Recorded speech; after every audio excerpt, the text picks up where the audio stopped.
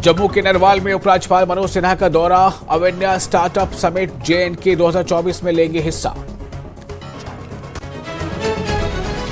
आगामी लोकसभा चुनाव की तैयारी, पार्टी विस्तारकों को बीजेपी महासचिव अशोक कौल दिखाएंगे हरी झंडी। पूरे जम्मू कश्मीर में पहुंचेंगे विस्तारक।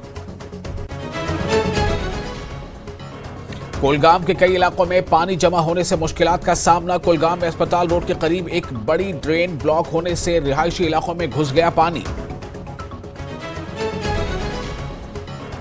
कठुआ में बारिश से मुतअद्दिद घरों को पहुंचा है नुकसान। बारिश और आंधी के जद में आने से कई घर गिर गए। लोगों ने इंतजामिया से मांगी मदद।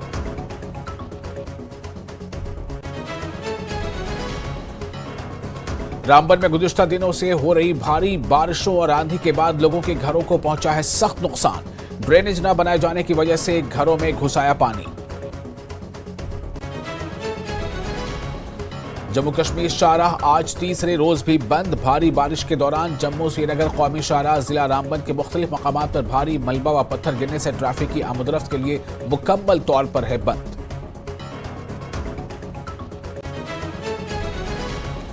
कठुआ में जम्मू कश्मीर पुलिस का चौथा मैराथन में बैनुल अक़वामी सतह पर लोगों की शिरकत। मैराथन को ADGP जम्मू ने दिखाई हरी झंडी।